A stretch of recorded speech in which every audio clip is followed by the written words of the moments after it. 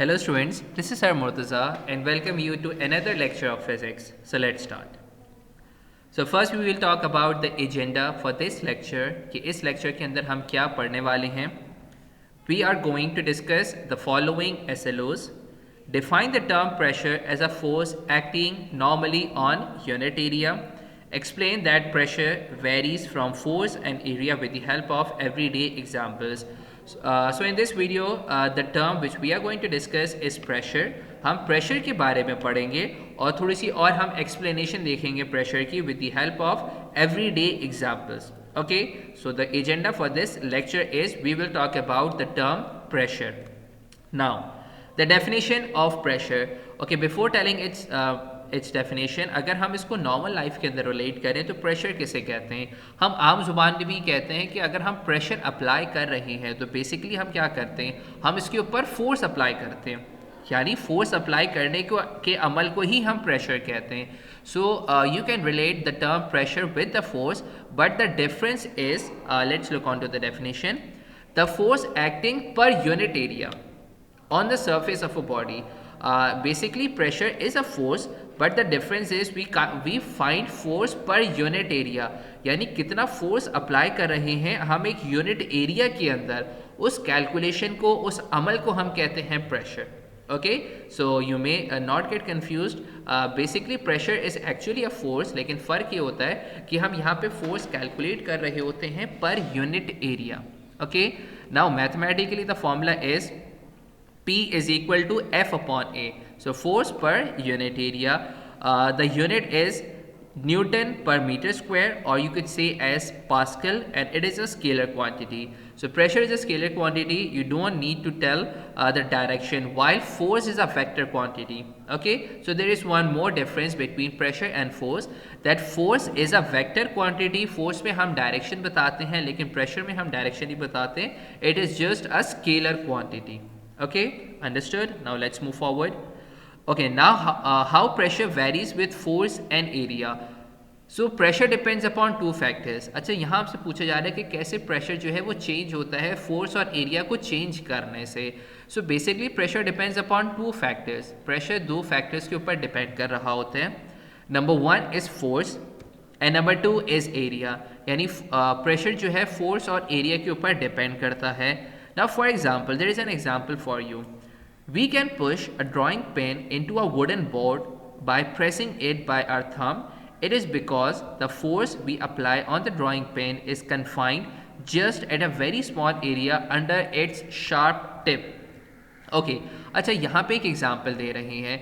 अच्छा, आप लोगों ने ड्राइंग पेन्स तो देखी होंगी जिसको हम अपनी आम जुबान में थंब पेन्स कहते हैं. तो करते क्या है कि हम थंब पेन्स को अगर हम किसी भी वुडन बोर्ड के अंदर अगर हम लगाना चाहें तो हम बड़ी आसानी से लगा लेते हैं, हमें ज़्यादा फोर्स लगाने की ज़रूरत नहीं पड़ती.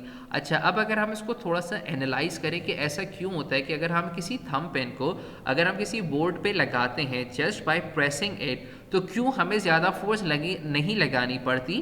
तो यहाँ पे बताया गया है कि it is because the force we apply on the drawing pen is confined just at a very small area under its sharp tip. तो बेसिकली क्या होता है कि जो पेन होती है उसका जो टिप होता है वो बहुत शार्प होता है.